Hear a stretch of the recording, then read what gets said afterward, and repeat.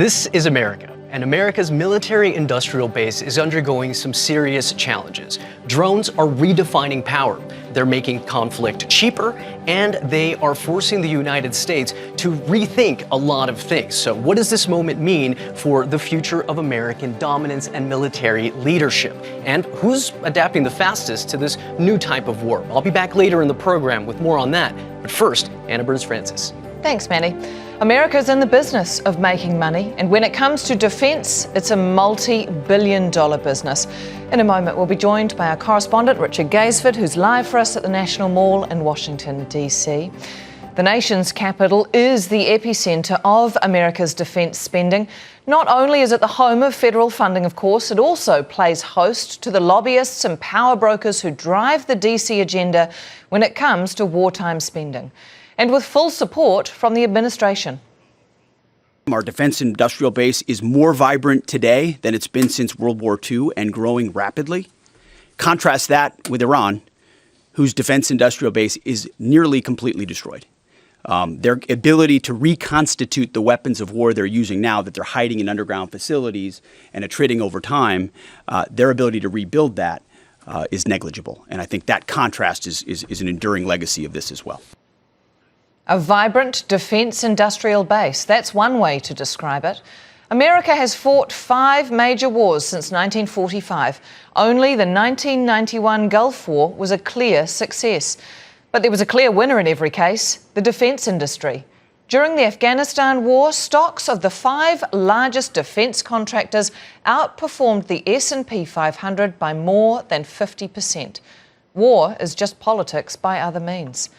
But if the US is going to learn from its history of warfare, the lesson so far is that the conflict with Iran is going to cost a lot of money, and the losers won't be those making the weapons. Let's go now to our correspondent, Richard Gaisford, who's live for us at the Washington Mall in DC. Richard, paint us a picture, if you can, of the current spending on these big defence contractors as it stands at the moment. Well, it's a significant contribution being made to the US economy by the defense industries. The last figures we have are for 2024, and that showed that they generated somewhere near $1 trillion. The US government puts about 10% of its annual federal budget into defense. That in turn helps support some 2 million jobs, most of them pretty highly skilled, highly paid. You can understand why, Anna, the senators and the congressmen and women are so desperately keen to keep these jobs in their regions. And these are the people that General Dan Kane was talking to today, and what really felt like a wartime message to evoke a wartime spirit. Today I want to talk a little bit about a different front line, a line that doesn't have bunkers or guard posts, but is just as critical to our nation's security, our National Assembly lines. In every military option, we could not and cannot do our jobs without the men and women across our country who show up every day around the clock to a factory floor, a workshop, a laboratory, who build the weapons and capabilities we need to project American combat power at the time and place of our choosing. Well, this is certainly an expensive war for the United States. In the first few days, it was estimated to be costing something like $900 million a day. The Secretary of Defense, Pete Hegseth's gone to Congress. It's asked for another $200 billion as a war fund, says that might have to grow. That has certainly raised some eyebrows here. He today was talking about supplying the troops with more weaponry, had been on to a frontline base, had heard from a woman who'd asked him for more bombs, bigger bombs. Well, I've certainly seen those for myself at RAF Fairford in England. It's an American air base where they are operating B-1 and B-52 bombers that are running missions over Iran, and that is where we saw these big JDAM bunker-busting bombs being put onto the aircraft there. Supplies were being flown in daily. You could see them being taken across the airfield, across the runway, being put into those planes. And as we've heard today from Pete Hegseth and the General, this bombing will continue until Iran accepts a deal. Richard Gaisford joining us from Washington, D.C. Thank you. Well, the war in Iran has shown how the future of warfare has changed permanently. Thousands of low-cost drones have been launched toward Gulf countries, triggering their expensive air defence systems. And it's exposed an issue for the US military that experts have been warning about for years. Paddy Culhane explains from Washington, D.C. As the war began, the videos started pouring onto social media. On the ground, witnesses documenting the future of warfare. Swarms of low-cost Iranian drones overwhelming expensive air defense systems, striking targets across the Gulf. Most intercepted, but not all of the estimated 1,300 one-way attack drones launched by Iran, most believed to be the Shahed. It can be launched from the back of a truck, costing between $20,000 to $50,000 to make. Countering these drones, fighter jets and helicopters, but also ground-to-air defenses. The U.S., Israel, and the Gulf states mostly use two systems: Patriot missiles and the Terminal High Altitude Area Defense, known as THAAD batteries, to knock down missiles and drones. But it's costly. The Patriot missiles cost around $4 million each, and two are supposed to be fired for each encounter. THAAD missiles, even more expensive than that. A single interceptor, believed to cost around $13 million. But the admiral in charge of Central Command announced a new U.S. drone, which was also being used, dubbed Lucas. This was an original Iranian drone design. We captured it, pulled the guts out, sent it back to America, put a little Made America on it, brought it back here, and we're shooting it at the Iranians. But another Pentagon official put that into context a little later. We're not in full rate production, so we ship what we had. We haven't produced tens of thousands of these, so they're in the dozens, but they've worked very well so far. With these interceptors being used across the globe, they are in high demand, and the U.S. is trying to ramp up production. But right now, when it comes to the Patriot missiles, the U.S. expects to produce 600 to 650 this year. The missiles for THAAD, the Pentagon just announced a deal to bring production from 96 missiles to 400 this year. The government will not discuss how many missiles they've used in this war or the current stockpiles. But U.S. President Donald Trump has gone out of his way to say this isn't an issue. Fortunately, we have a lot. We have a tremendous, unlimited supply of what you'd call middle and upper middle armaments. That, as administration officials confirm, they may need to move missiles into the region from across the globe. Paddy Culhane, Al Jazeera, Washington. For years, US military dominance has been defined by technological superiority. But in this conflict, a new reality is taking shape, where low-cost drones are testing the limits of that advantage. Let's switch back to Manny Rapalo in the newsroom with a look at how that shift is being reflected across the media.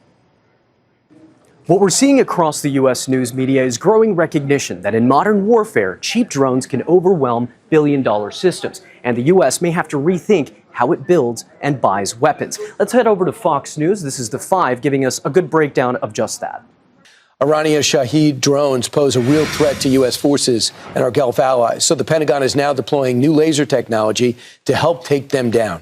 Iran's biggest advantage is that these drones cost $35,000 to make, but one Patriot missile fired to shoot down these drones costs $4 million per missile. Now, these laser technologies cost pennies per shot, and perhaps they're part of the reason why the U.S. says it is not concerned about running out of munitions in this war.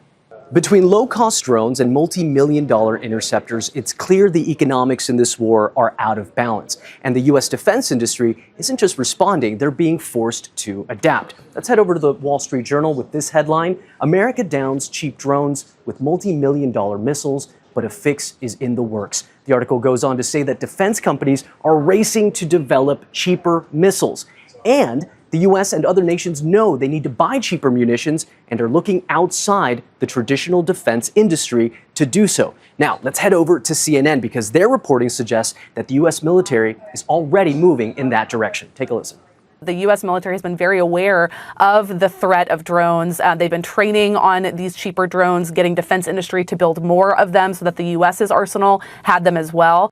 Another way the U.S. has adapted is by copying Iranian drone technology. Forbes puts it this way: by reverse engineering Shahed drone, U.S. gives Iran a dose of its own medicine. The report goes on to say the development of the Lucas represents a remarkable turnaround. After all, for over 4 decades, it was post-revolutionary Iran that invariably copied American-made weapons and systems without Washington's consent. Now, together, this reporting points to another shift, that more expensive doesn't always mean more effective. This is Callie Greco on NBC News talking about Iran's strategy of wearing down the U.S. economically. Take a listen. What it's trying to do is cause disruption. It's an indirect approach. It can't militarily defeat its adversary, but it can try to break its political will and make it exceedingly costly for a war to continue. The war in Iran isn't just changing battlefield tactics. It is shifting the U.S. military defense industry itself. This is a conflict where cost is becoming a weapon. And as the United States continues to respond with some of the most expensive and advanced weapon systems in the world, another question is coming into frame. Not over who has the superior military, but who can afford to keep fighting. Who can afford then to keep fighting? To answer that question and more, I'm joined in the studio now by Abbas Tahouk, a former senior military advisor for Middle East Affairs at the US State Department, and Kenneth Katzman, a former senior analyst on Iran at the US Congressional Research Service. Thank you both, gentlemen, for coming in. Kenneth, I'll start with you. Let's go straight to that question. Who has got the means to keep fighting at the current levels the longest? Well, the United States is the US dollar is the main reserve currency in the globe, which means the U.S. basically has the capability to manufacture money. Your viewers may not understand the mechanics of it, but basically the U.S. can print money. The United States is a $28 trillion economy. Iran is a $400 billion economy. So the issue, though, is the Iranian regime is able to take a lot of pain. They will eat grass if they have to survive. And the United States will not. You know, obviously, Mr. Trump did not go to Congress for approval.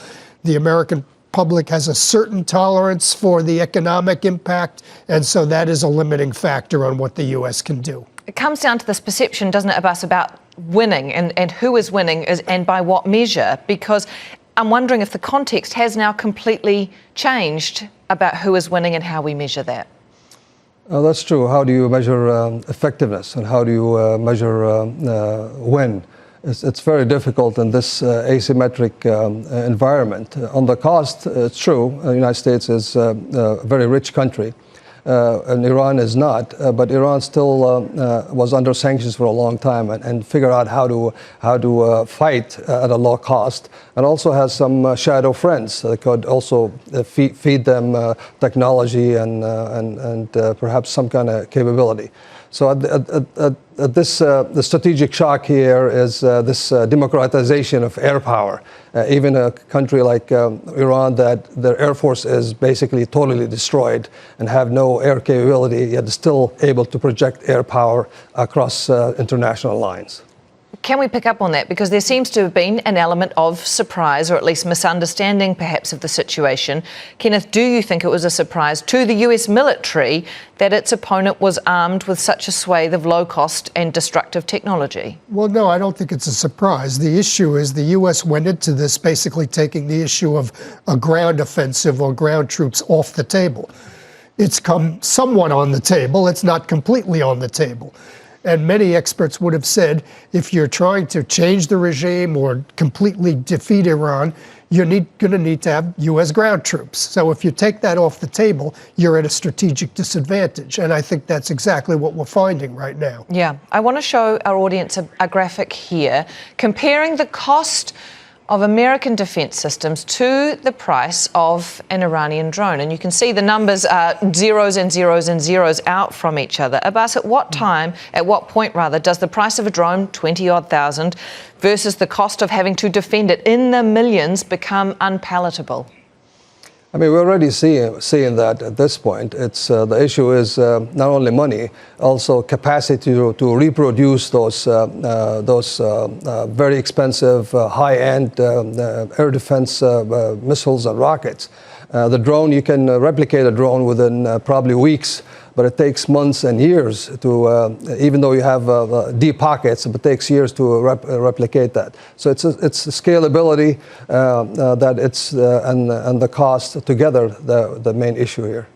that's a really interesting point that you said just there about replicating technology. We just had our reporter Patty Culhane produce a piece where she had a quote from Brad Cooper from the military saying they took an Iranian drone, captured it, ripped the guts out of it, he said, and stuck a little American sticker on it. And I'm wondering if there is some kind of hyperbole here that you have to get into a war to steal the technology to have the advantage, Kenneth. Well, the United States has a lot of technological advantages. I mean, Iran did invent a good drone. Actually, they shot down one of our drones many years ago and reverse engineered it. So they sort of stole from us. But let's not forget, the United States of America invented the airplane. A drone is an airplane, after all. It's an airframe.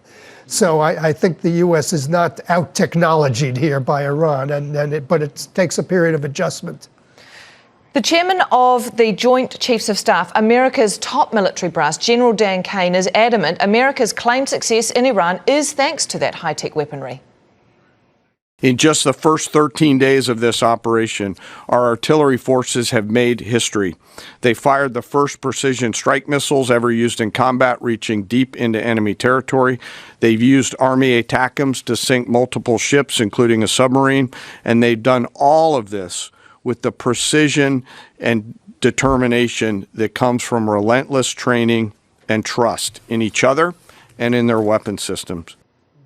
Abbas, are America's expensive and high-precision systems the winning formula in this kind of combat arena or this kind of warfare? I mean, at the end of the day, war is not won on the battlefield. They have to win around a negotiating table. No doubt the United States has superiority in all domains, you know, air superiority and maritime superiority. And if there is a land invasion, perhaps they'll be victorious on the battlefield. But at the end of the day, it's the politics, what is the political end state, and how do you determine success? And you have to be around the table to declare victory or accept defeat. We have seen, Kenneth, that there has been this asymmetrical warfare strategy from Iran, though, and that it has not been a one-and-done conflict over in 1 week. So will this, or the impact of Iran's strategy, shift the way or shift the needle for America's big defence contractors? Well, it could, you know. I mean, I think what it's going to shift is the belief in air power alone. And I think, you know, the administration went into this believing it can achieve a strategic victory just with bombing. And I think that was a fundamental mistake. The only way to change the regime's calculations is with capturing Iranian territory. That will get their attention. Air power has not gotten their attention because the regime knows it's going to survive. No matter how much you bomb, they're going to survive in power. A ground offensive changes their calculation. Can we go back to looking at the drones in particular? The Pentagon and politicians both seem to be aware that US tech has not kept up with that of its adversaries. Drones are the most significant battlefield innovation in generations. This weapon system has altered the order of battle. Seeing this change several years ago, our adversaries today produce these systems by the millions at low cost. For too long, the United States was hindered by self-imposed restrictions and bureaucratic red tape, while our adversaries surged ahead. The conversation on drones has come home to roost. You know, the Pentagon over many administrations, Democrat and Republican, has had this unbelievably glacially slow process of acquisition. And now I feel like, unfortunately, we're paying the price for that. Abbas, if that sort of knowledge has reached public hearings or that level of concern has reached public hearings, would that suggest that military bosses perhaps also share those concerns? I mean, definitely. We just mentioned earlier that the United States is also replicating the Iranian drones and Iranian tactics, techniques, and procedures. We're also replicating what the Ukrainians are doing. I mean, now the Ukrainians are helping the United States and helping the GCC countries to counter the Iranian drones. So those lessons learned, even though from the enemy, you have to be wise enough to also accept them yourself if you want to survive or on the battlefield. Kenneth, a lot has been made publicly in American media, as we saw, about the level of America's defence spending. And I saw it was, I think, nearly $1 trillion has been allocated for spending already this year. That is more than the GDP of Ireland, Argentina, and Singapore. Is this a good return on investment for America or Americans? Well, it's catching up after some slow period. The issue, many would say it's not the issue of drones, it's ships. We're not building enough ships. That's an issue. China's building, I think, 10 to 1. For every one warship we build, they build 10. So I think there are questions about how it's been allocated. Drones, I think, is perhaps overrated. I mean, we've helped the Ukrainians develop their drone warfare, and now they're helping us. So I don't think we're as far behind on drones as the Congresswoman, the senator, was making out in that hearing. Abbas, though, if we look at just the spending alone and the amount of money that the American military has and spends every year, there's, I think, a phrase you'll probably both be familiar with, the American war machine, right? This concept that the economy is largely driven by, and I know relative to things like healthcare, it's far insignificant, but there is this concept that it is cyclical, that it is being driven and pushed for profit by a group of companies and lobbyists and senators that profit from this, and that it keeps going. Do you have is that a reasonable or accurate assessment in any way? I mean, there is some of that, but also remember, look at it's $1 trillion, you're saying, but this is about less than 10% of the U.S. Budget. So it's not a lot of money when you look at the U.S. Budget itself. And also I'm the product of the military, so we do a lot of training. We spend a lot of money. I mean, the United States, the hallmark of U.S. military is training, and that's very expensive, but not as expensive as B-2 bombers and the bunker buster munitions. But there's an expense in there, and I think could they cut down some of that? I'm sure, but it's if you want to maintain military like what you see out there, you have to put some money next to it. What is the purpose of maintaining that military, though, when there will be critics out here, and perhaps I'm playing devil's advocate here, that this was a military offensive despite any assessment of a threat or not? There were diplomatic talks underway. Do you need that much military might and money going if you are the aggressor in the war, and we have seen this in other administrations as well, rather than defend? This is not about defending American coastline. That's true, but it's about defending American interest as the current administration identifies it. Remember, the U.S. interest is global, and the Strait of Hormuz and the Middle East, it's for the last 20 years or so, it's a #1 priority for the United States. Even though the freedom of navigation is one priority, and then we somewhat lost it to Iran at this point.